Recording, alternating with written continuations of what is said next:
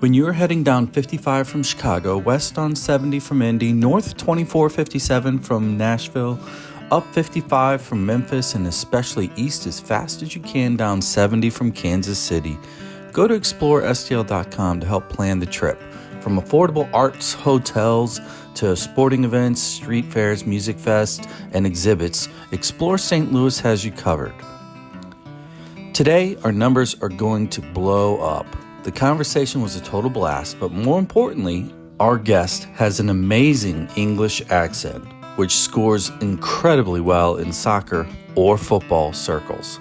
Tony Husband is currently calling MLS matches on Apple Plus's Season Pass and has experience covering everything from the Olympics to FA Cup and the NFL. We hope you enjoy this Plymouth England-born guest. Let's go.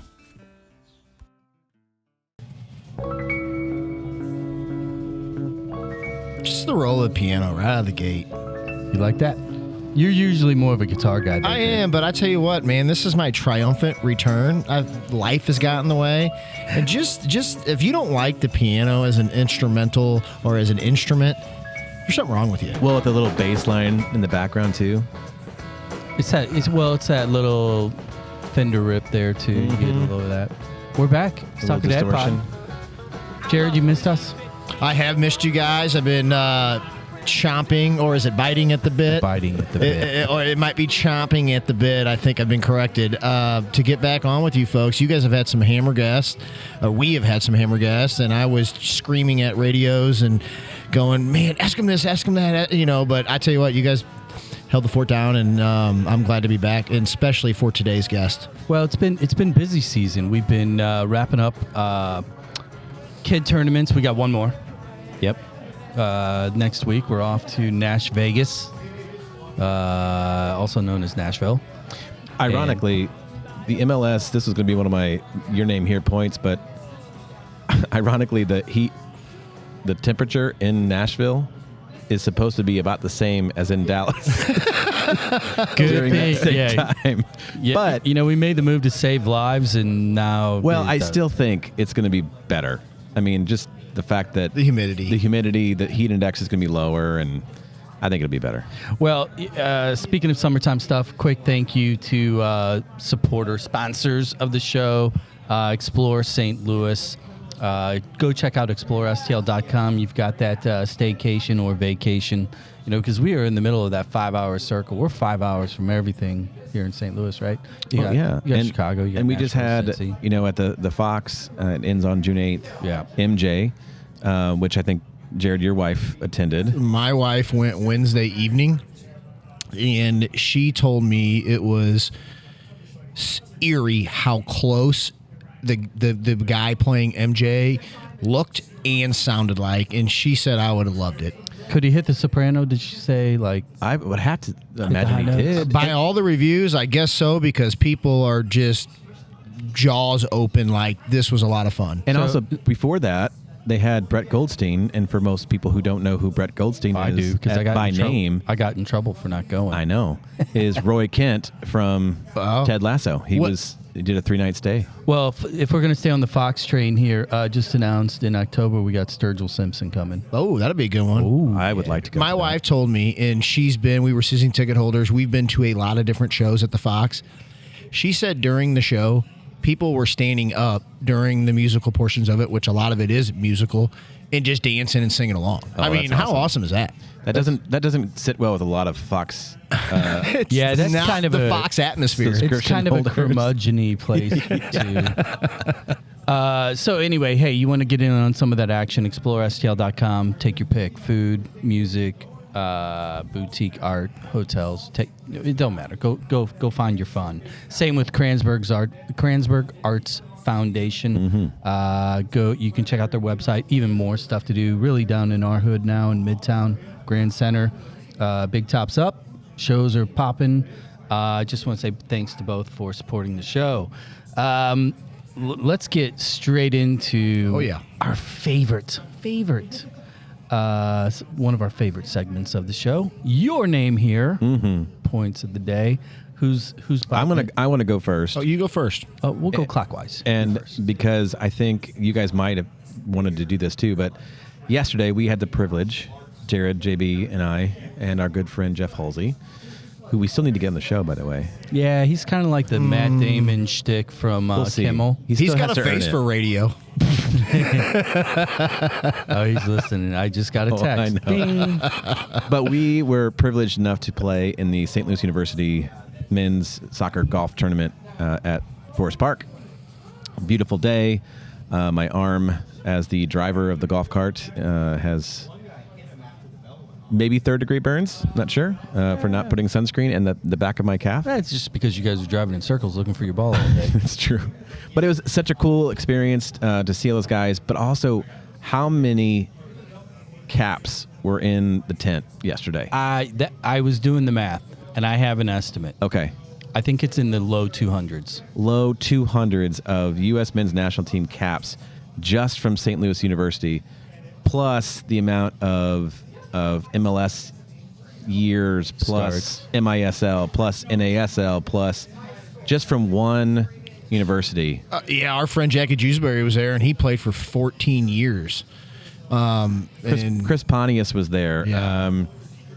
Jack, Jack Jewsbury, yeah. Dewsbury, and there's so many others that were there that just. And Jeremy Moore. and J-Mo. But I tell you what, Brad, as Brad we're going Davis. around the course, and Brad is a Hall of Famer, one of our special guys from our Mount Rushmore here in St. Louis. He can golf his ball too. Yeah, he can. He was all over, closest to the pin. He was just. He had to open the trunk to put all those awards I thought in. about that. How bullshit is it? Like, here's little messed a up. MLS Hall of Famer, U.S. Soccer Hall of Famer. Like, really, golf too? And he got you're going to closest- take all the prizes that were donated? Get out of here. He got closest to the pin, and they got second place. I think they got second place. I'd like to have a score check on that, but Yeah, I agree. Because Dan Donegan can't add. No, because That's the first true. place team was stole the host. Really? Right. Okay. Right. Whatever. Your name here. What you got? Yeah, I got my your name here, point 2 of the day, and I think it's going to be pertinent to today's episode. Jen Cease on the Soccer Mom, I think, will like this too because she's always trying to get women in the game. Congratulations go out to Doris Burke. Mm-hmm. The NBA Finals started last night, and Celtics blew them out. We got a Chaminade kid there, Jason Tatum. She made history as the first woman to serve as a game analyst on TV for a championship final in major professional sports, U.S. Sports League. So breaking down barriers, and Doris Burke is a wealth of knowledge, and I think with our guest to come here, I'd like to get his comment on that because that's a first, and in a male-dominated industry, Doris Burke comes on, and I did watch a little bit of the game and listen to a little bit of her commentary, and she belongs. Congratulations to her. She was great, and that was honestly, because of Jason Tatum from St. Louis, went to Chaminade. That's the first NBA playoff game I've watched in a long time, and she was excellent, and the whole production was great. My your name here point of the day. I'm going to talk. I'm going to bring up Bruce Arena because he made that comment the other day. I didn't see it. This is news to me. Breaking news. I sent. JB. I saw it. And I even sent you a screenshot of him. Like, save this for our conversation. The 2002 versus the current 2024 men's team. Yes. Coach Arena said 2002 team, they got it. They would take them. I'm mixed on this one. Pound for pound, because I went through the roster. I was looking at it, skimming. First thing that jumps out at me, 2, 3, 4, 5, 6, 7, 8, 9, 10, 11. 11 of roughly the 19, 20 primary players were from MLS compared to today, which that number is 0 out of the top 20. But, just a few of the big names from the 02 team. Claudio Reyna, Tony Miolo, they were both at the kind of the end of their run. Brian McBride was closer to the back third. But then you've got Frida was on there, Josh Wolf, Ernie Stewart, Clint Mathis, who is going to be a guest here soon, by the way. Yeah. And I look at it, and then I just kind of, in my head, I run through the 2024 big names. I don't see it, Bruce. I like you and all, but yeah. My remark to that, just in general, and we always do this in different sports and who's better than who. It's so era specific, and success-wise, maybe Bruce is right, but we'll never know the answer to the question. What I will say is across the globe, we have players domestically here that are playing in higher levels than they did in 2002 without question. What does that mean? Who wins the game? I don't know. What do you think, Zach? I think it's funny that I go back to Michael Jordan. He was asked the same kind of question about the mid-'90s Bulls versus the current, I think it was the Warriors at the time. And MJ said, well, we'd lose maybe by 3. And they said, well, why only 3? And he said, well, we're all in our 50s now. That's well said. And that's almost not apples to apples, because the game in 2002 and the game in 2024 in soccer is all the same. And in basketball, completely different game. Yeah. Well, let's break this down a little bit more, because this is a common theme within our conversations with our guests when we talk about kind of culture and it factors and things that attribute to success. One of the common denominators through a lot of these conversations, and for any of us that have ever played a sport, who wants to win? Who's a competitor? How do these players find a way to win? You talk about MJ. MJ's the best to ever do that. Yep. In any sport, nobody's a better competitor than MJ, even over Tiger Woods, in my opinion. So when you look at these two teams, and if you say, okay, who's the MJ? Who's the player on these rosters? And this is maybe the only area that I would give an edge to the 0-2 team. Take a player like Landon Donovan, right? As much as I don't agree with a lot of his choices as far as where he played and why he did what he did, the dude found a way to win games. He did. And on today's team, 2024, if you said, pick one player in our current pool that is like, we need one goal. There's Christian. 5 minutes left. Christian, all day. It has to be Mr. Pulisic, especially with the form that he's in. And he's right done now. it. He's done it multiple times. I mean, he's done exactly what you said. We needed a goal. He goes out and manufactures one. Whether it's him actually scoring the goal or creating such disruption in the box that we get a goal. He's the only one, though, that fits that description. The beauty of this is it doesn't matter. We're all right. So we all get a ribbon medal. Well, and I'm sure we're getting stacked up against all the other analysts and pundits out there on U.S. Soccer talking about the same topic as well. Yeah, but they're not as cool as us. They're not doing it at Amsterdam Tavern, which I forgot to mention. You didn't mention that. Yeah, we were at Mecca for today's episode. Amsterdam Tavern, Morgan Ford Avenue. Senior Stelzer and crew said, sure, come on in. And he graced us with his presence. He did. I mean, act like he's all busy and he walked go. in. He's like, oh, fuck, I was trying to go home.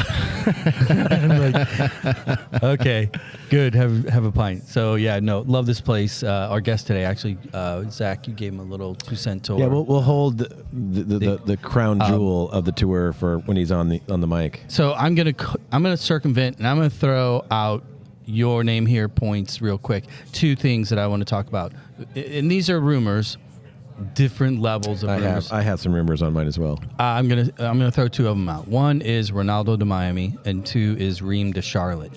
Which one irritates you guys more? Anything with Miami and anybody who has the Ballon d'Or annoys the shit out of me. I'm done. I get that. What I don't care. And the reason why I don't care is because I don't even think it's realistic for the Miami thing. And the homerness in me thinks, God, Ream, come here. But I don't think we're actively looking for Ream because of the age and whatnot. And I don't care. I'm happy for Ream. No, I appreciate your honesty. I actually think that the Ream to Charlotte makes sense to me. I agree with Jared in that city's not a good spot for a player like Tim Ream. He's just not. That's not the style. And at his age, I don't know if that's the right fit anyway. But if you read stuff on the internet and you really look at these pundits and these people that really analyze the game much more than us, there's multiple people that think Ream is too good for the MLS still. And I disagree with that too. But Ream and his level of play, and especially what he's shown recently, he would help us. Let's just let's put it in the context of this. We're City is sitting what 10th in the 11th. West right now. We're 11th and Portland's we just 9th. tied Inter Miami 3-3 last week. When we were up a goal each time. You're telling me Tim Ream is too good for the MLS, yet 5 guys from the La Liga that are playing. No. Come to Charlotte. Have fun. Or some Saudi trillionaire will cut him a big check. Or that. Yeah. There's that too. All right, we're going to take a quick break. We're going to get refills here at Amsterdam Tavern. And when we come back, we've mentioned this in the past. When we do have guests that have accents, ratings go up. So we are really looking forward to today's numbers. And when we come back, we're going to talk more soccer, Apple, MLS, a little BBC and more. We'll catch you on the flip side.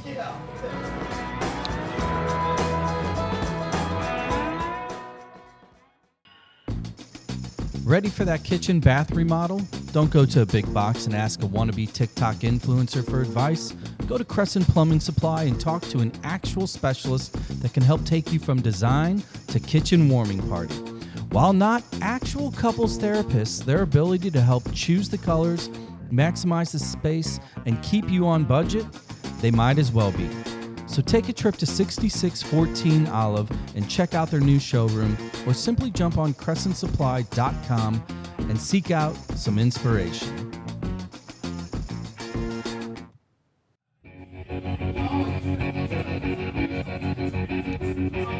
We're back. Got some refills. I just gotta say that I love bands that use their mixer to do panning. Okay, I'm gonna nerd out for 20 seconds here. My son Keller, as many of you know, goes to school at Belmont in Nashville, music school. He's in songwriting program, music business, all that shit. And the other day we were listening to Billie Eilish's new album. Mm-hmm. And he's like, "Oh, I love it. I can't figure it out." I'm like, "It's the panning." It is. And we were sitting there listening, and left, right, and all that little stuff. Because the brain doesn't, you're not paying attention to it. I pay attention to it, but most people are just like, "Whoa, that sounds really cool." Panning? I thought that's what you did when you put a little thing in the creek and you were trying to get some gold. In Winsville, in modern America, it's a stereophonic definition. We're back. We are ready for first half with our guest today. Obviously, thematic music in tow today. I had to go across the pond. Yeah. Play some Brit pop. Classic Stones led us off today. I like that. Came in with a little bit more depressing, sad Morrissey and Smiths. Yep. And I'm wondering if our guest is down with that. He's kind of shaking his head a little bit. I'm wondering when maybe we might see some Stone Roses, maybe some Oasis, maybe some Blur. Stone Roses. He won't play Oasis because they're City fans. Yeah. And I'll play Oasis covers by like Ryan Adams or somebody else. Tony Husbands joining us today. Thank you for joining us, man. It's a pleasure to be here. What a great location to do a show like this as well. I'm a big fan of the Amsterdam Tavern already. I always wonder, because obviously, being from where you're from and growing up in a community / culture that /pub. Yeah. Club / pubs with a Z. Where soccer is everything everywhere. Football. Sorry. What are we going to use today? Football. We're going to beautiful game. I want to talk about that for a second, because there's some controversy around soccer versus football. What did you just say? Controvert. How would you pronounce that word? You can go either way. Controversy. Sounds not English. Controversial. It sounds controversial. Yes, it sounds controversial. Yes. No. But I was really curious, because when we were pinging texts a little while back after your co-host, partner, friend Ross joined us over on the Soccer Mom Sunday side, I immediately was like, this would be cool. Let's go to Amsterdam. But then there's always a little bit of anxiety. I know it's a fun bar, but you've grown up with the game. When you walked in here, give it a little grade. American grading, A to F, A plus, brilliant, B plus. You got to give it a straight A. I think you walk in, it's got all the kind of signage that you would recognize it with a a kind of traditional British pub. It's got the shirts and scarves up on the wall. It's got the TV on with some sports on. It's got a good traditional wooden bar lining one wall. Needs to maybe have everybody stop and turn around and stare at you as an intruder or an outsider when you walk in. Maybe get a bit more of that. It's a bit too friendly, maybe. Well, the two that just walked in, I'm like, I caught myself as you were saying that, like, I don't know them. Yeah. Do you know where you are? So let's get a little quick, put a pin in the map, a little background real quick. Where, what hometown, city. Yeah. Let's get in the early introduction into the game we all love. Yeah, well, to go right back to the beginning then, I think it's kind of easier for me to talk about my hometown now because it's more associated with a fairly famous soccer player from England in recent weeks. So I'm from Plymouth in the southwest of England. It's being renamed Wayne Rooney's Plymouth, I think now. Oh yeah. Now seeing he's just become the manager of my team, Plymouth Argyle. I mean, people always ask me around America, what's your team? And quite often I have to explain, well, I support the team from where I'm from, and that's a little team called Plymouth Argyle. We're not that little, but we're obviously not one of the giants. We're a kind of southwest outpost in the country. I always laugh with people and say, well, the Mayflower sailed from Plymouth across to what is now the United States in 1620. And so I made my own pilgrimage here 400 years later to work in Major League Soccer. So your ancestors just gave everybody a high five as they came over. Yeah, so America's just full of Tonys, Well, let me get maybe a gut reaction to Rooney taking on your beloved hometown team, given Birmingham didn't go so well. No, that's right. Experiment. It's funny. I could pull up one of the pictures I have on my phone here is me interviewing him at DC United 10 months ago when he's in charge there. And, to think that now 2 jobs on, he's the manager of Plymouth. I think, it is a gamble. You've got to hope that he has a massive point to prove now after what happened at Birmingham, where it just went so badly wrong and very quickly. So it will bring attention to my team because it's a team that does tend to, operate below the radar a lot, being geographically where it is and looking at the success it has over the years. Which it's not done too many great things. We've kind of bounced around in the lower leagues of English soccer for most of our existence, with a few high spots along the way. So he'll bring attention. He'll bring some headlines, and hopefully the players buy into what he wants to do, and the group around him is good. I know some of the people kind of involved in the appointment, and they were very, very impressed with his interview and how he came across. So we have to keep our fingers crossed that this is going to be the club where it works for him. And just to put this into context, so Plymouth is in the Championship. Yep. Championship. And they were 1 spot away from relegation. Yes. To Birmingham. We sent Birmingham down, in effect, indirectly. Oh, yeah. So Wayne Rooney, Birmingham, now at Plymouth, 1 spot away from... It kind of feels like, oh, yeah, well, I'll take care of you. Yes, exactly. So I'm interested. And I think, obviously, Wrexham has brought a lot of attention to the lower leagues of, English football. So as an Englishman, as a Plymouth fan, have you embraced the idea that Wrexham has opened things up in the U.S.? Yeah, I mean, I like it to a point. It's kind of interesting to me because it's funny, and fair play, they've done it with Wrexham. They landed on Wrexham and have told this amazing story. But as I tell people all the time, there's 50 Wrexhams or more in England, that stories you could tell, some of which would be far better than Wrexham, to be honest. But they landed on Wrexham, and good luck to them, and good luck to everybody associated with Wrexham, because I can't believe that, it's incredible how much airtime and how much publicity they've got now. Well, let me ask a little bit of the compare and contrast, because when you look at the last 3, 4, 5 years of just television programming in general, the popularity of these Sunderland or Die and the City documentary, etc. I mean, Wrexham was just kind of a part of it. Now there was a little bit more of like a Hulu produced element given Robin Ryan's Hollywood vibe, and I'm wondering what you think about the whole movement of like trying to put all this into TV content. The Sunderland to Wrexham and even Ted Lasso. I'm going to throw that into the mix because what we're really talking about Drive to Survive. I mean, to me, all that fits in the same category. Yeah, within the soccer world, as an Englishman that knows the game, that was born with it, and you see Americans glamping onto it via Netflix. How does that make you feel, or do you think it's a value add?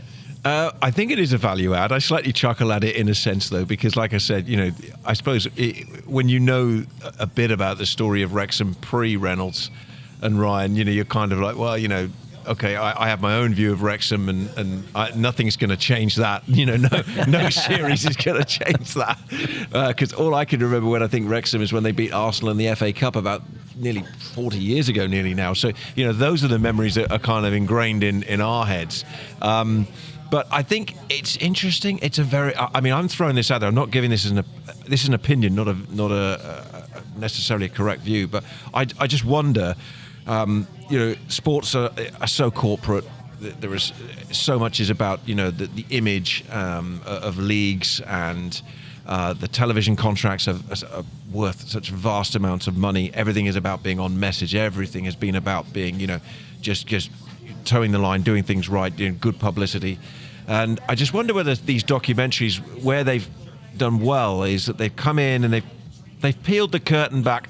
I'm a little bit cynical how far they've peeled the curtain back, really, but when you watch Sunderland Till I Die and things like that, they have given a little bit of insight. And for a long time, sports in England, the clubs would sit down every week and the coach would sit down behind a microphone, take a few questions, give a few very, very basic answers. Vanilla answers. Yeah, absolutely. The next game's always the hardest, and it's all we're thinking about is 3 points tomorrow. And then everybody would consume that content, and people like me would put that content on the main television channels and say, and here's the manager saying they're looking forward to get 3 points tomorrow. Cut to the clip. We're looking forward to get 3 points tomorrow. And it was so bland. Yeah. I wonder whether this has just opened the door a bit and given people who are a bit more curious a bit more interest in it.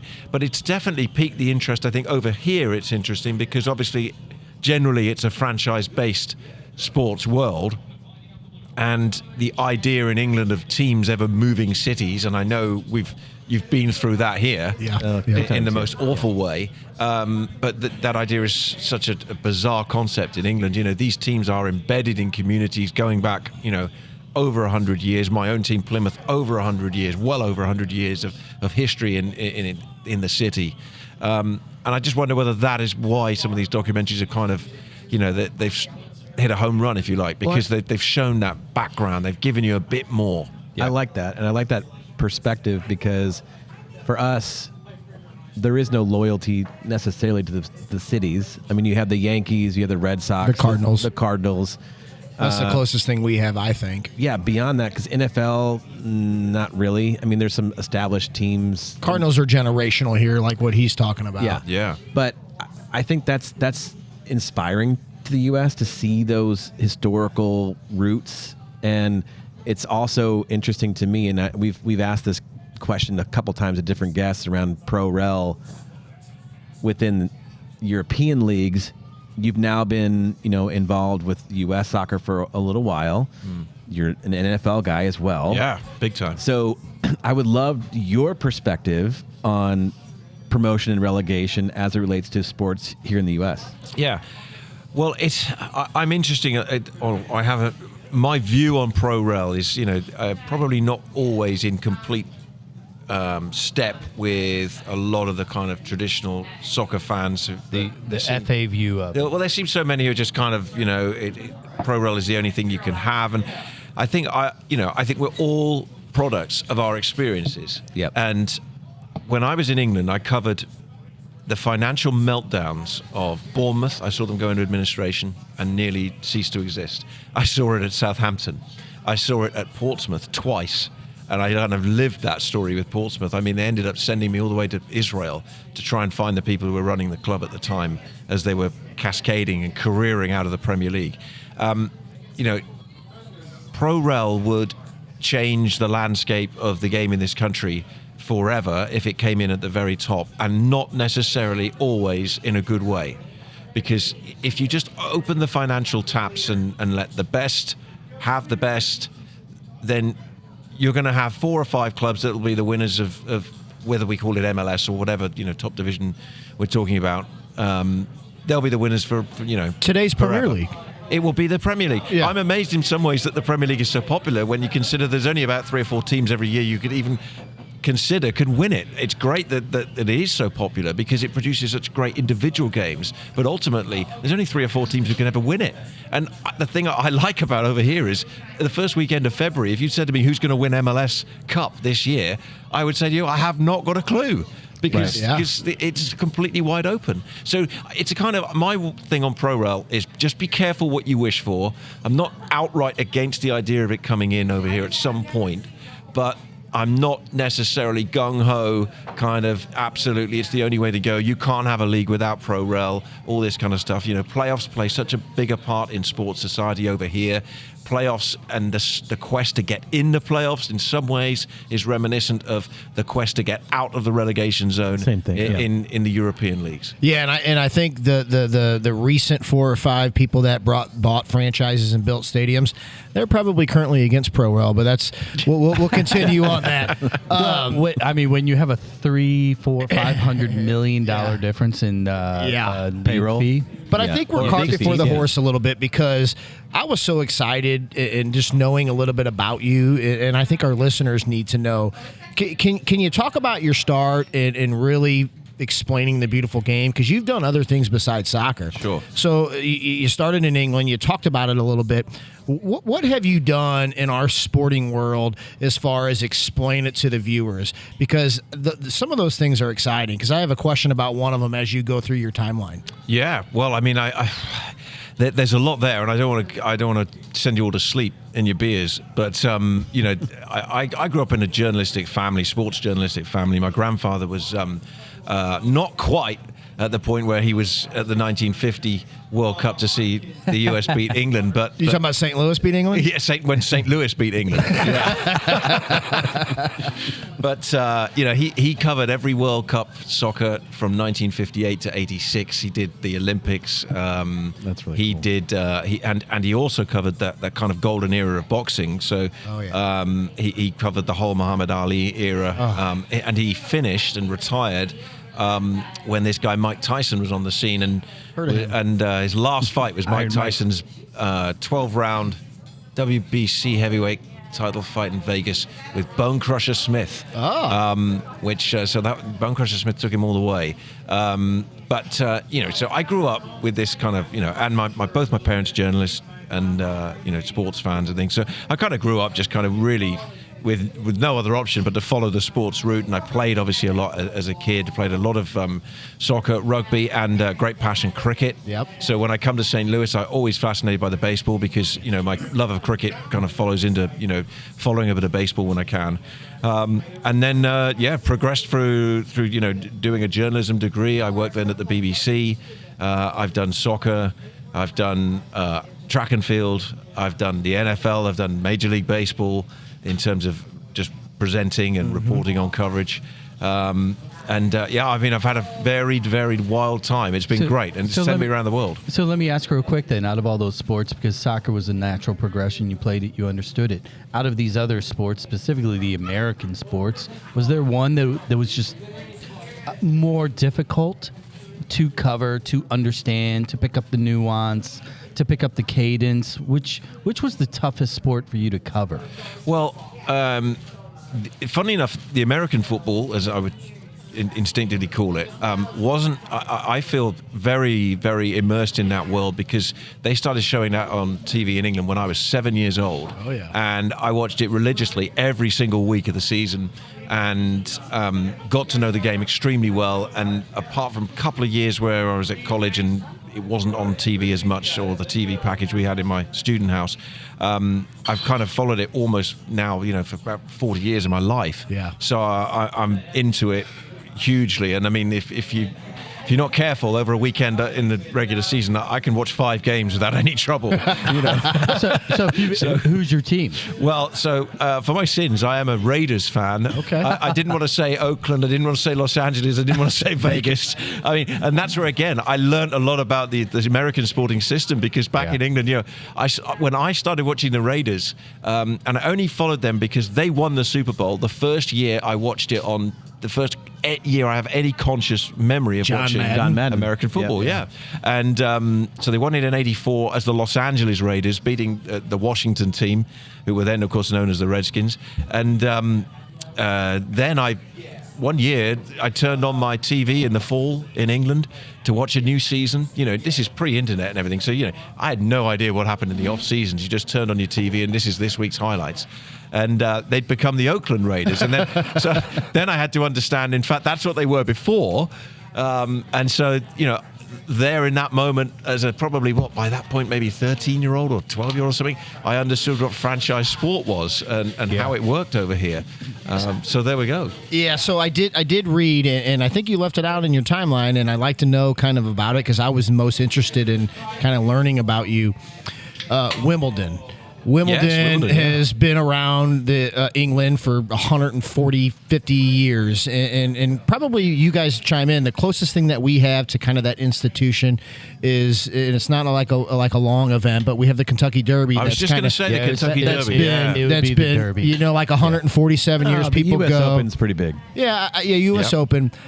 Can you talk about what Wimbledon is and what it means to you? And I mean, because that's hallowed grounds. Did you have the strawberries and cream? What capacity were you in at Wimbledon? Because Wimbledon is, I've always been infatuated with, because of just the lore of it. Yeah, I mean, it is an extraordinary event, because it's interesting as well, because tennis, to be honest, for 50 weeks of the year, tennis is not a particularly high-profile sport in the UK. I mean, people will follow the other major championships when they happen, but really everyone suddenly turns their attention to Wimbledon for this 2 weeks of the year. It's a quintessentially English event. When you go there, there is a special feeling at the venue that's only really matched by a couple of other places in English sport, probably. Royal Ascot, the horse racing week and festival, is kind of embedded in English history, and Lord's Cricket Ground, and a test match, a cricket test match, where if you go to Lord's to watch a test, there is a special buzz around the area that is just a very English feel to it. But Wimbledon is fabulous. I mean, my experience at Wimbledon was as a reporter, so you would stand up on the roof of the media centre, which gave you a view of about 3 different courts, the outer courts, and you would just be updating viewers of all different kind of stations across the country on what was going on. And it was also really one of the last bastions of kind of BBC television exclusivity, if you consider how sports networks have come along, much as they have in the US, but also in the UK, obviously the advent of Sky Television, and now other networks as well, you know, who've really pinched all those major sports events off the traditional broadcast of the BBC. But the BBC has held Wimbledon because by law certain events have to be shown on linear free-to-air television. Yeah. And the BBC has held on to Wimbledon, and it's on all day every day. So it's a very BBC event, plus you meet all the international broadcasters. One of the funniest moments I had actually was I dropped my earpiece walking up the stairs, and somebody leaned over, picked it up and went, "You don't want to do that." And I went, "Hello, Dick Enberg." And now he wouldn't have realised it, but I'm there going, "Wow, Dick Enberg and Merlin Olsen, Super Bowl 23." I'm pretty sure they were not expecting a young English guy to be like, "Let's talk football." No. I mean, that's the strange Dick thing. Enberg. I worked with some guys in track and field back in 2013. Just quickly, I was doing World Junior Track and Field Championships in Portland, Oregon, and a very good crew from CBS Sports were kind of just brought in to do it. Craig Silver was the producer, and Craig, as the week goes on, was chatting to me a bit about, I told him I love football and things like that. And then he explained to me what he did. He was the producer of Saturday Afternoon SEC on CBS. Oh, yeah. So I said to him, "So you mean these headphones I'm wearing, Vern Lundquist wears these normally?" You know, and so, you know, it's fun. And yeah, because, you know, not that many British guys come over here and drop names like that. So let me ask you a little bit of like now your perspective on kind of the broader world of sports within England. What you were just describing is obviously there's the Premier League and all the FA leagues below, and then Jared brought up Wimbledon. You mentioned cricket. There's rugby. Those are kind of the sports that stand out. And then you come to America. You're a fan of American sports. You know that we've always viewed it as the big four. Yep. Was always NFL, NHL, baseball, and basketball. Yeah. And soccer for the longest time was never even in the conversation. Now you're in the weeds of MLS in America with Messi, with now we're at 30 teams, and television, our ratings are beating NHL now. When you look at the two and you compare and contrast, and in England, soccer's king, right? Oh, yeah. Football's king. Yeah. Here it's not. How do you view that from an announcer in the booth when you're covering a sport that is arguably third, fourth, fifth, sixth in a lot of markets? Where's the enthusiasm, from a coverage perspective, and how do you view that? Yeah, well, I kind of feel like it's nice to be somewhere where you've got that target to grow things, to try and grow the game, to move it up the ladder, if you like. Not that I kind of have this aspiration that it displaces any of the great sports and leagues of America. I hope it just kind of gets to a point where it sits alongside them a little bit more, maybe, and a bit more in conversation. I think that would be wonderful if we can get to a point where it's the kind of water cooler conversation in offices, and people are talking about a soccer goal as much as they might be talking about a home run or a Hail Mary in a Monday Night Football match or whatever. So it's interesting. It's different, because soccer is complete king in England. It's pulled away from the other sports. Rugby union, cricket are still very popular, but football has the Premier League. The advent of the Premier League has taken it away. The Premier League has in some ways replicated what the NFL to many people has done here in terms of kind of moving off into its own world. I don't think most people in the United States understand that, because for us, soccer just kind of came to be like in the last 10 years. Sure. So from a TV perspective. Yeah, primarily due to accessibility. Yes, on because television. NBC brought Premier League over here. Yeah. And then Champions League has started to bring more attention to the European leagues. But can you talk a little bit about that history of English football pre-Premier League and pre-Champions League? Because both of those things have drastically changed the game. They have, yeah. Well, and it plays into actually when people say to me, why are you so interested in American sports and things like that? And I think, I grew up as a young child. I grew up in an era when, football was in a really bad place, particularly in England. It was not necessarily a very safe place to watch sports. The stadiums were falling apart. There was a lot of violence inside and outside the grounds. The pitches were terrible, really poor. And the game was just in a lull.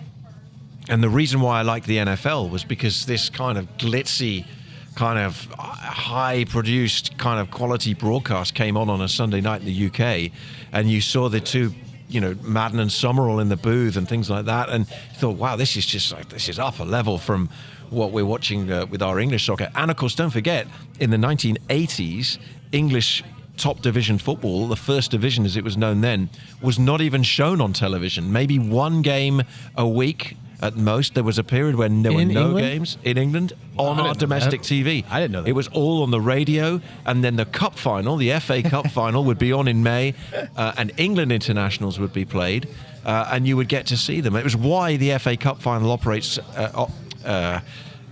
occupies such an enormous place in English soccer culture. It's so funny because now I'm thinking soccer made in Germany for an hour every Sunday morning.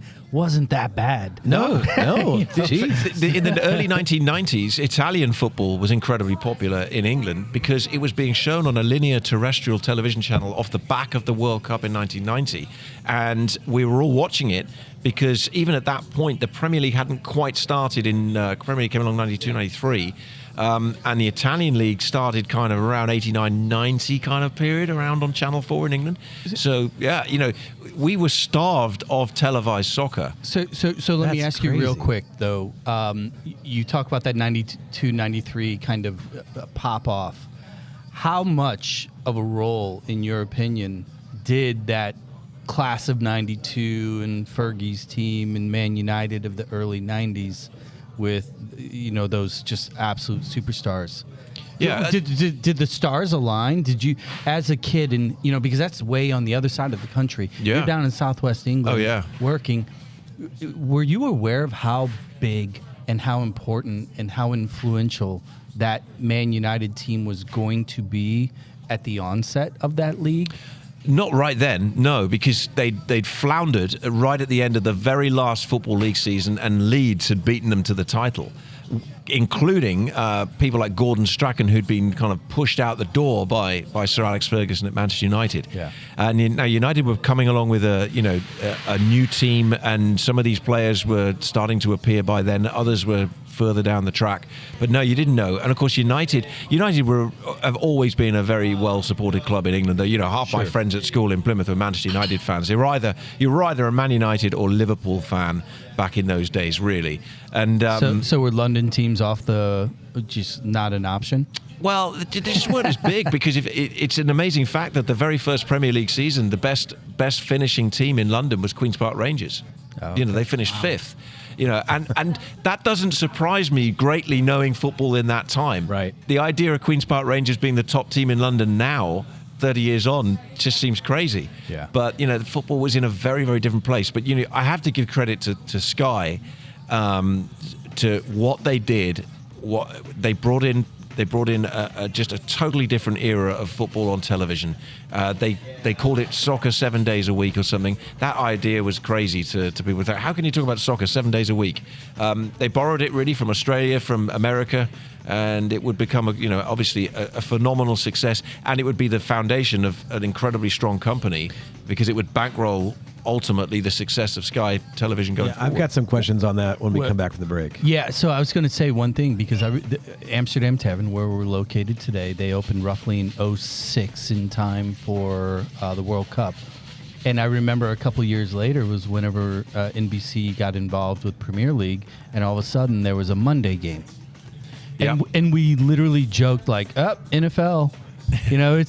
Because well, they did play Monday games in the 90s, and the funny thing was that they brought in cheerleaders called the Sky Strikers, and after every Monday night game, they would play music over the tannoys in these old stadiums of England, because a lot of the stadiums were still in bad shape then, and they would have a fireworks display. I love it. And the Sky Strikers would bounce around on the side of the field. So, when you look back, not every innovation brought in by Sky and Premier League soccer was good.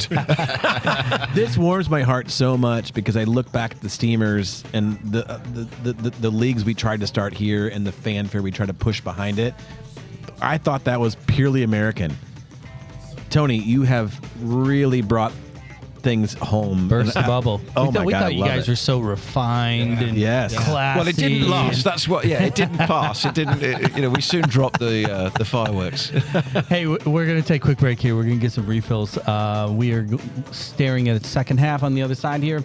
You mentioned Stone Roses. We're going to roll out of here Thank with you. a little fool's gold for you. Fellas, let's get some refills. When we come back, we're going to talk a bunch about MLS TV. I'm sure we'll mention Messi. Nah. And we got to talk about City and your newfound love affair with with our hometown, man. Absolutely. Yeah. 314. So we'll see you on the other side of the break. We'll be right back.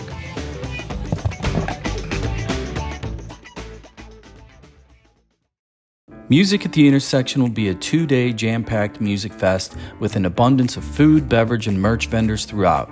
With 2-day passes starting at $175, 1-day passes at $95, $40 for kids 12 to 17, and kids under 12 free, it'll be a blast. So go to musicattheintersection.org to get your tickets and be part of the party in historic Grand Center. Hey, Brenda. Hi, JB. So you sell houses. I do. Do you also help buyers? All the time. Have you ever worked with a soccer mom who's ran out of space and bathrooms? Well, I am a soccer mom, and all the time. What about helping a seller get a crowd of people into battle for their home? We're pretty good at that as well. St. Charles County? All of it. St. Louis County? SoCo to Norco. What about the city? Would you prefer a golf cart neighborhood or a high-rise close to City Park? Trick question now. Can you get me close to my kids' training site? Whether at Soccer Park or Slica, I can help. Well, where can I get in touch? Suterandco.com. SOUTERNCO.com. Awesome. Well, that was easy. Let's go.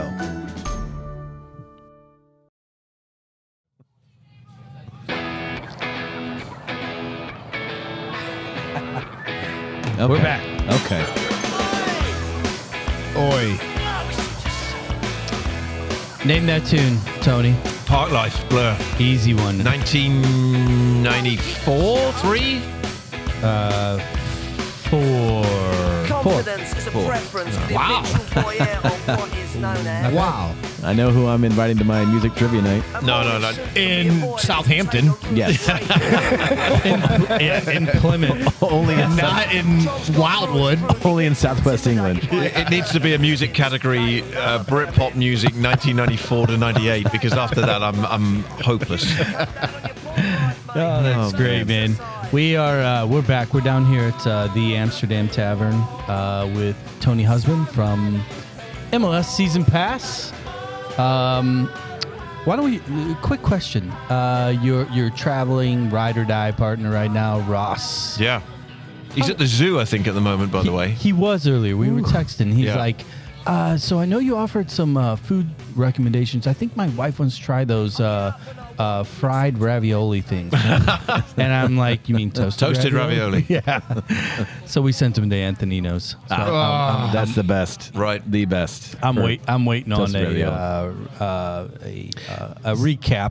How do you like doing coverage with a Canadian? I mean, did you ever think, like, in your wildest dreams, you're going to go to America, the land of the NFL and MLS and Messi, and I'm going to work with a Canadian. A Canadian with a Scottish passport as well. Yeah. Yeah. No, it's great. It's funny actually.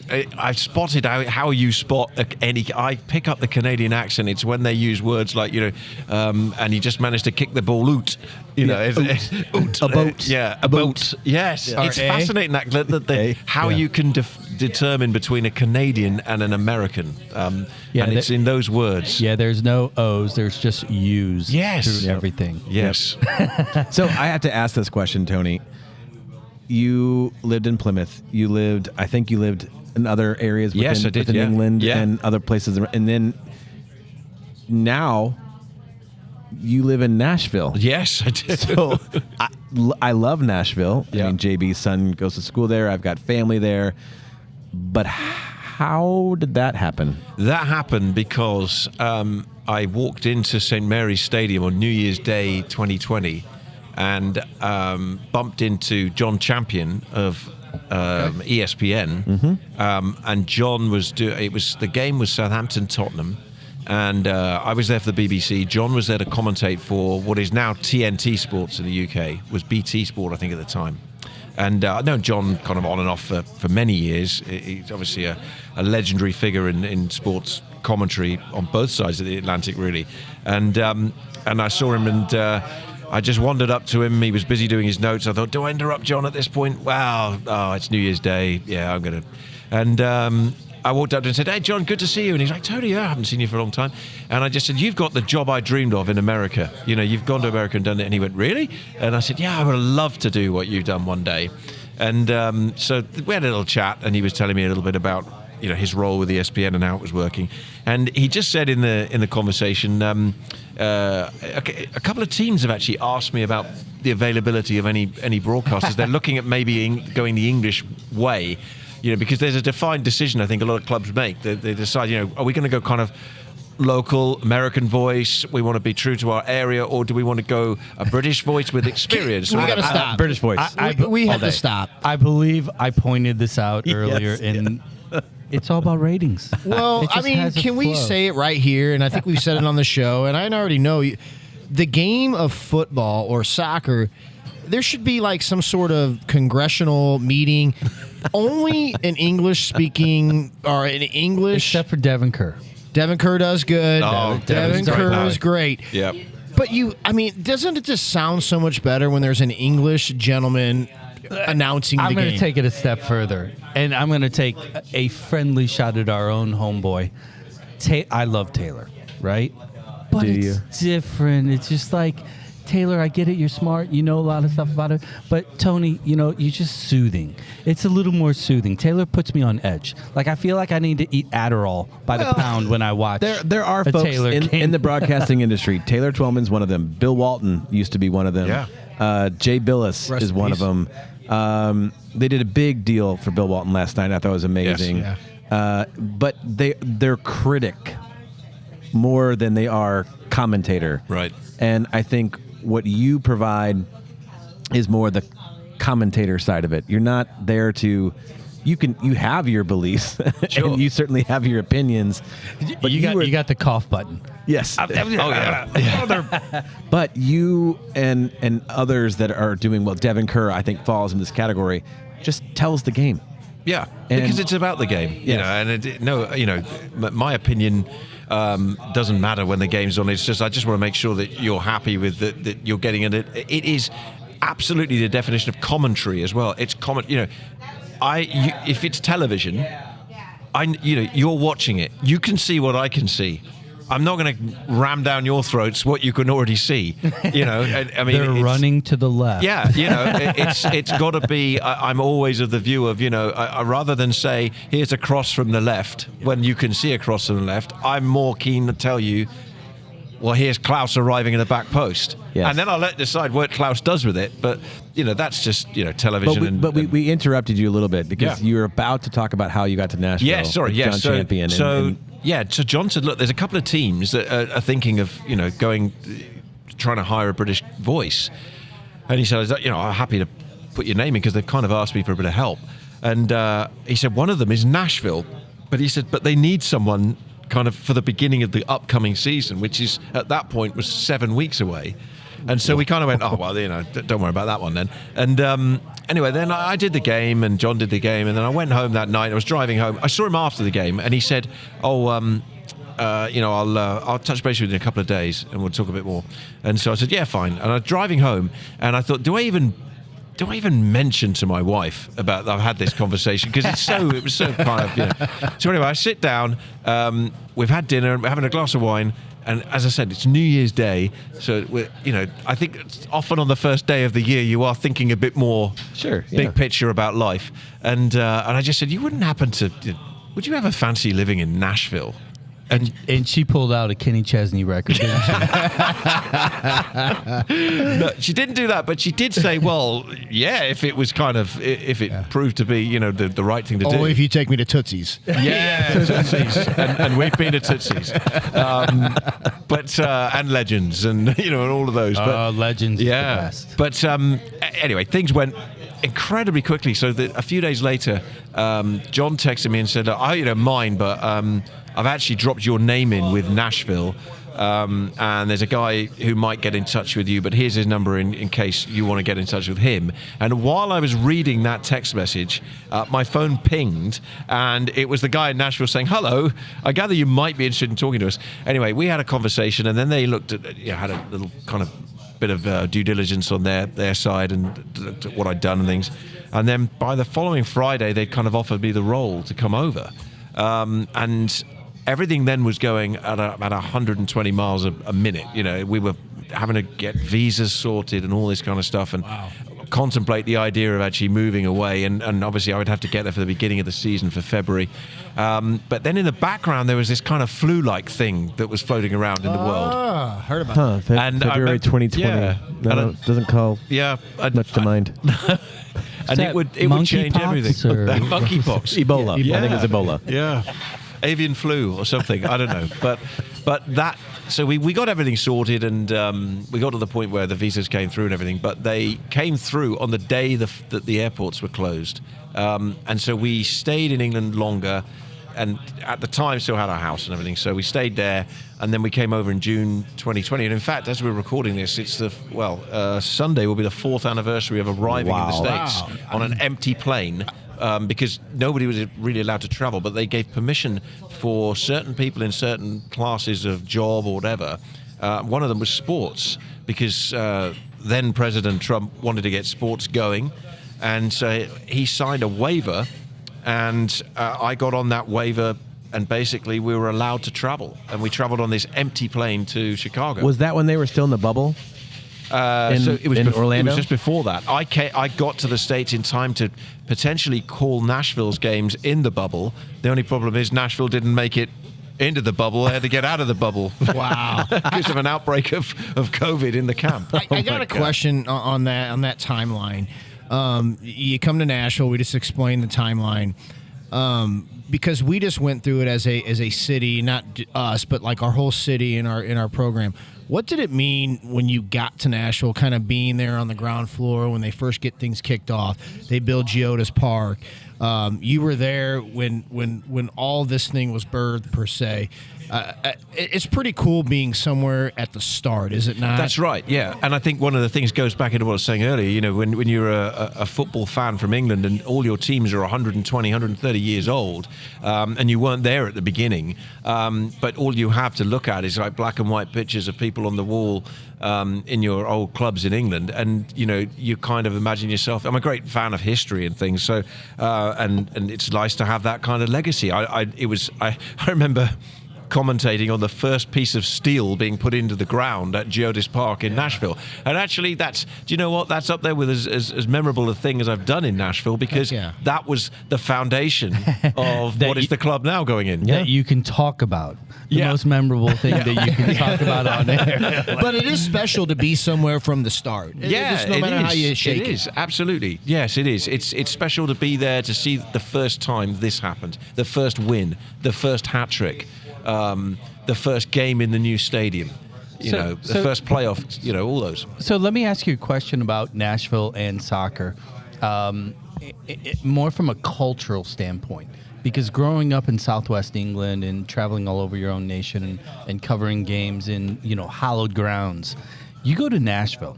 And Nashville in 2020 was 20 years into this renaissance, because it was a sleepy country music town up till roughly 2000, and then it's just blown up. And even in the past 4 years, I mean, it's got the highest concentration of long arm cranes. There are more cranes in Nashville than anywhere in the world, including just drive down 40 Dubai. or 24. Yeah, that's right. Yeah, it's incredible. So did you ever think that your love for the game and being an analyst, a purist to a degree, that you thought you would be on Broadway, with boots and bridal showers, because it's not, even those of us that are locals here, Nashville was a question mark in my head. I'm like, how are they going to pull this off? Like, what's the soccer culture? They don't have soccer culture. How has that experience been for you as a resident, a Nashvillian, or whatever you're called now? Yeah. I guess I am a Nashvillian, and very, very proud to be there and to still be in the community, and have made so many great friends and colleagues. One of the fans of the club earlier today was sending me a video, because he knows how much of a cricket fan I am. So he was sending me a video from the cricket T20 World Cup, which is going on at the moment, because the USA actually won. Almost as famous a victory India, as the one right? over. Pakistan. What do you mean Pakistan. actually? What is that? Is that a different word in the British culture? He said the USA actually won. Well, because we don't I wouldn't play cricket. But anyway, so that's moving away from the subject. But anyway, so we digress. But I think it's really interesting, because, of course, I wasn't there and didn't even know I would be there when the whole kind of winning the franchise bid, the expansion bid, and all that happened. And so it was very interesting to kind of look back at the history of that and hear what people were saying about, well, is Nashville the right market for it? It isn't one of the biggest markets, TV market. I've had to learn about, what TV markets are, as opposed to just a region and things, And I think the one thing I like about Nashville, and what Nashville people will say is, they quite like it when people try to write them off from something. They are really keen to try to challenge so that. we were super aware of the Nashville deal because being in St. Louis and being we're a soccer town. Sure. We are. So when we started seeing these other teams past, the 14 count, the 18 count, now we get up to the Nashville count, and we're still not part of the party. Yeah, which to me seems crazy. We were like, "Are you kidding me?" Nashville, Austin, Charlotte. And to be honest, markets. if things hadn't happened the way they did, I mean, Sacramento would have been in the league by now as well. That all fell apart. Yeah. So here's my question now. Because again, I'm going to go back this compare contrast because you have unique perspective and experience. When you go from the Liverpools and the Manchesters and the Londons and the Southwest world, and then you come to America and you jump around to these new soccer towns, the Seattles, the Portlands, the Nashvilles, Orlando. How do you view it? Like, because culturally, we are so different from New York to Southwest, to the Southwest in general, California in particular. But now you get into the heartland, the Minneapolises, St. Louis, the Nashvilles. How has that been for you, like, to try and not only cover the game, but really understand the culture of the people that are in the stadium? Because they're vastly different. Absolutely. Yeah. I mean, and just to think of, when you go and do a game in, let's say, Austin, where it's a jamboree kind of atmosphere and it's drums all the way through the game and it plays very much into the Hispanic culture that is so wonderful around the stadium. It's so vibrant there.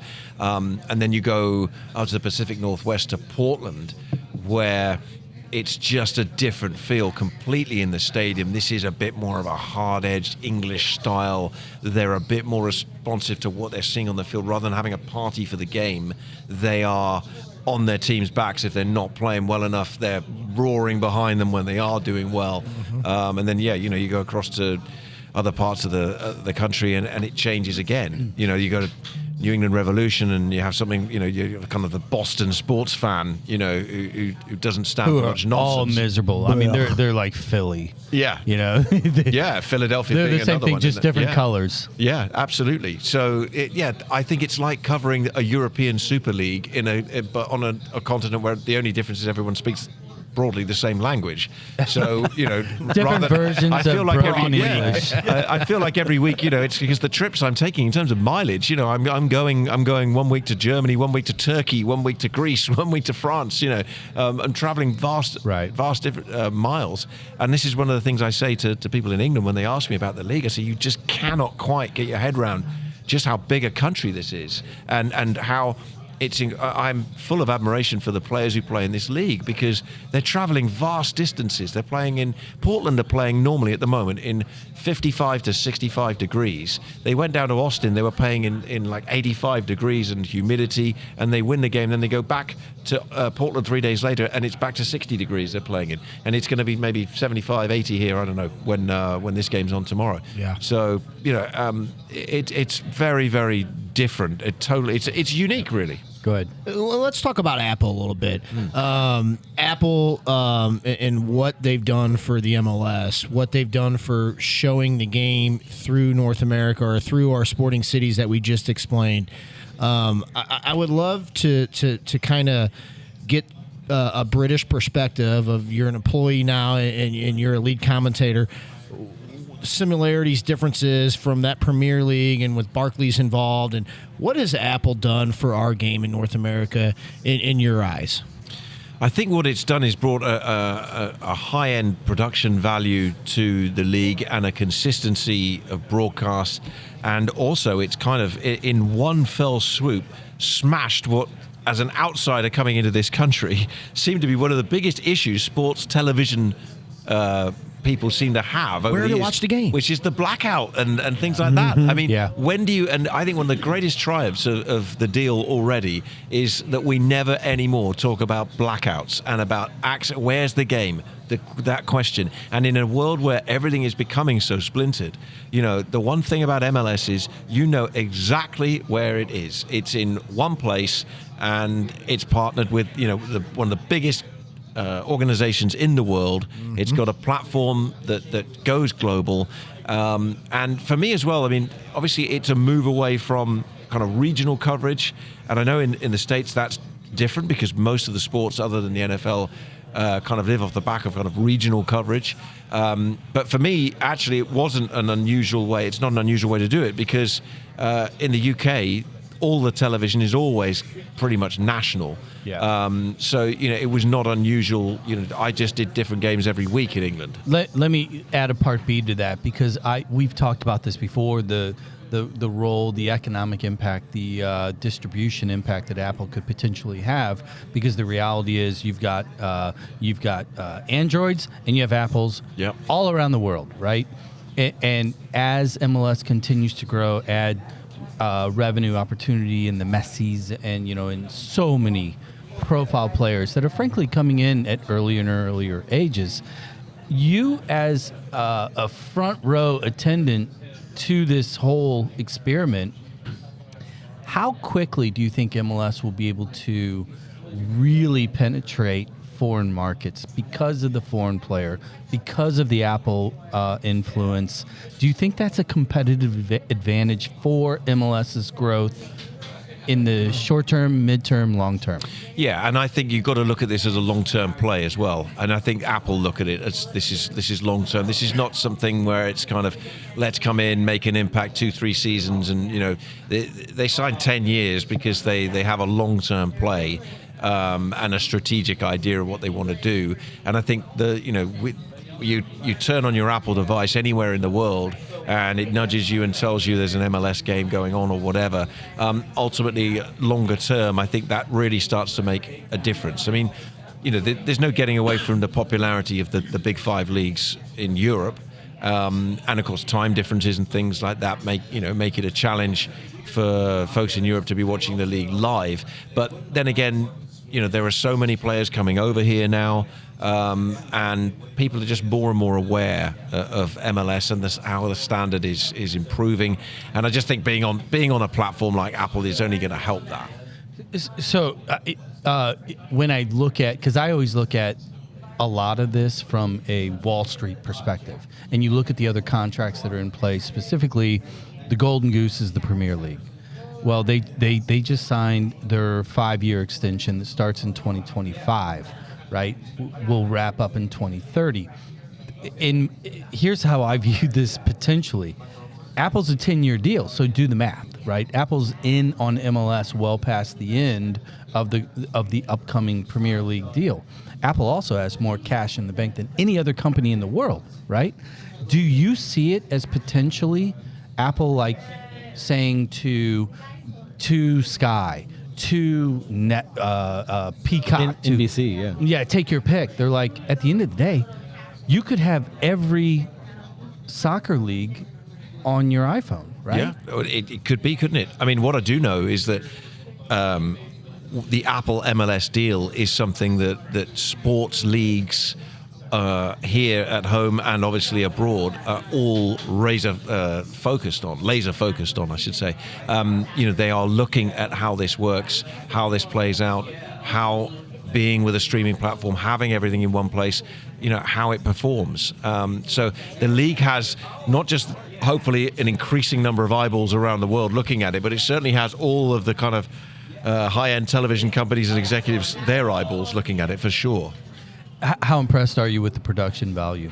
Well, I think for a start, that if you look at the picture quality of the games, I mean that's a big improvement on what we had before. Very high quality, and lots more to come, I think, as well. The league is embracing, the statistical features that are available now. The game has so much more of an element of analytics to it. If you go into any club now, look at the amount of staff working on analytics and things, and Apple is helping bring some of that into the broadcast now with various features during the game that you don't see in league coverage in other leagues around the world. You're now getting a better set of statistical data game by game as well. The only issue I have with the Apple broadcast is the percentage to win. Yeah, win probability. The win probability. Yep. That drives me insane. Yeah, because there's a pre-match probability, and then every 5 minutes it changes. Like, no, that's not how stats work. So let's not do that anymore. Because every goal There might be some people sitting in Vegas who are really like that win probability. There are actuaries stand that it. watch those games and just roll over. But I want to shift just a little bit, because we talked earlier about your career beyond sport, and you've done some documentaries, you've done some other things, and I want you to talk a little bit about that, because I think it rounds out your journalistic capabilities. Yeah. And so could you talk about some of the documentaries and that you've been on and worked with, and how that's different from, obviously the live commentary? Yeah, yes. I mean, I am, there are a lot of guys who get into sports commentary and that is what they do, and they are play-by-play all their lives. I mean, I've come from a trained journalist background to it, in terms of being entered the BBC and had to do everything from write news stories on what was a precursor to kind of online, to being a radio producer, producing live shows, news shows, dealing with breaking news, all sorts of things. And I made a couple of documentaries along the way. We did a documentary about the London Olympics back in 2012. I mean, working on the Olympics in that year obviously was a career highlight, both on the torch relay that they went around the country carrying the torch. Never realized how popular that would be until I actually witnessed it. Incredible to see people come out to watch the Olympic torch being run around the country, and then the Olympics itself as well. But I mean, on the soccer front, though, so I mentioned earlier about the kind of problems that Portsmouth Football Club had. So here's a team that wins the FA Cup in 2008. They have Jermaine Defoe, Sol Campbell, David James, some fantastic players, Lassana Diarra, all sorts of players. And you think this club is going right stratospheric here. They have Harry Redknapp as their manager. And then within a year, everything's gone wrong, and the ownership has come into question. Who owns the club? Who's funding the club becomes a big issue. And so I got pulled away from my kind of daily responsibilities by my editor at the time, and he said, look, I want you to really start having a dig into this. So I became a kind of investigative reporter for a long period of time. I spent very little time during that kind of 6 to 8 months when I was covering the Portsmouth story. I spent very little time actually kind of watching and reporting on sport. I was speaking to lawyers. I was on the phone to people in London and people in Jerusalem. I got sent to Jerusalem and spent 5 days running around Jerusalem trying to making a documentary, but also trying to pin down the people who owned at the time Portsmouth Football Club. Wow. And the club was ultimately going to go into administration. They would leave the Premier League or be relegated, and they would drop all the way down to the bottom. They've just made it back to the Championship under an American owner, Michael Eisner, the former CEO of Disney. Disney. Hey, so they're a story to watch. Mickey Mouse saves the day. Yeah. But that was good. That was good fun making that documentary. But it was also, it was tough. It was a difficult period because, your phone was ringing at all times of day and night. You were involved in some quite difficult conversations with people. People were very wary of what we were doing because they knew we were trying to uncover the truth of what was happening. And we ended up producing a show that went on the BBC in England and around the world on BBC World News as well. So and that actually went out in 2010. So I spent a good part of a year kind of deeply embedded in that story, but I enjoyed it. It was great, but I must admit it probably pushed me back to saying, look, get me back into the commentary box and the press box and get me back reporting on sport again, because I think I've had it with covering financial insolvencies and things like that. Yeah. I have one last question. This has been just a complete joy since we saw you at Chris's having some omelets. With the best omelet in America, I will say, by the way. I'm going to be there again this week. Honestly, their omelets are fantastic. I'll be there tomorrow morning. I'll be there tomorrow morning as well. So here's my last question, because I would love to get your perspective of this. JB brought up earlier in the show that most of our nucleus or our top players for our national team play in the top European leagues. The guys that will play probably in this World Cup. England, the Premier League, and their players, the Premier League is instrumental in their national team program. How important is it for the MLS to get it right and continue to improve with Apple for the United States national team future. Yeah. For me, there's a lot of narrative on that the MLS needs to grow and become a top league, and we need to have our players play in our league domestically to be able to play in the world game. And I just like to get your 2 cents on that because it'd probably be really interesting. Yeah, well, I mean, first of all, I think when it comes to player development and stars, I think the MLS needs a bit of both. I think you want the world's best names to be in this league and playing here, and many of them, I'm sure, and has been proven, are very happy to come here, and more will come, and more will come very soon, I think. But alongside that, absolutely, you've got to get the youth system right. You've got to be bringing. This is it's a huge country. It's got an incredible soccer base to it. It isn't one of the top 4 leagues, but I'd say it probably is one of the top 4 sports, if that makes any sense. Because participation is absolutely high. Everywhere I go, I see soccer goals, I see people kicking balls around. The challenge at times is that they're all following the Italian league, the German league, MLS, the Premier League. There's so much soccer, and people go off into their own little worlds at times. And, oh no, I'm only watching the Bundesliga, me, and all this. But we want MLS to be the most popular league in this country because this is our country. It's like in England, the idea that we would watch another league over our own, no chance. We're England. We watch the Premier League. We back the Premier League, and we would back the Premier League even if it wasn't, arguably the best league in the world right now. Stubborn. Absolutely. We support our teams and our league, and so I'd love to see that. They have to focus on sport because the food is, it's questionable. Are you laying into English food now? No, we're not going down that. I have a very serious question to follow up on. You're from Plymouth. Yes. You talked about Bournemouth. Yep. And Portsmouth. Yep. It's actually Mouth. It's spelled Mouth. M-O-U-T-H. All 3 of those. It's a Canadian thing. What? Yeah. What? Yeah. Why? Well, Why? I said I like history, but I can't go back too far back into that. It's funny because I come to St. Louis, and the way we often say names like St. Louis or whatever in England, we drop it, particularly in my part of the country, we drop it a bit to kind of St. So just St. Louis, rather than St. Louis. We're very like St. Albans, St. Louis, But so I can't help you. I thought you were going to say how do you cope living in landlocked Tennessee, having lived in Plymouth, Bournemouth, Southampton? That was a follow-up. Yeah. Because Percy Priest isn't exactly the English channel. But the lake is lovely in Nashville. Yeah. But we do escape sometimes to get to see the coastline because we do that is one thing we do miss a bit. Yeah. But, yeah. Tony, you've killed it, man. I hope you enjoyed yourself. Thanks for having me on. Do you have a little fun here? You come down south side? Yeah, this is great. Oh, it's tremendous. You're bringing me into my world here. This is just, Amsterdam Tavern is now on the list of, it's like my Saturday morning omelette ritual. Now it's the Friday night. There you go. Friday night happy hour. Yes.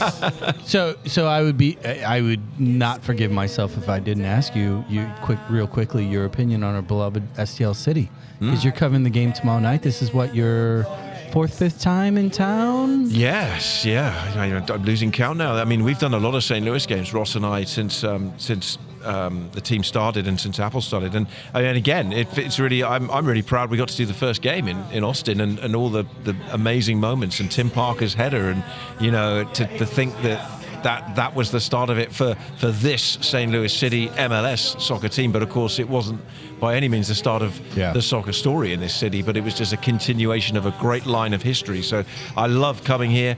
I would not be overly concerned about the team's kind of form in this year 2. I think year 2 was always going to be very difficult when you consider how well St. Louis did last year.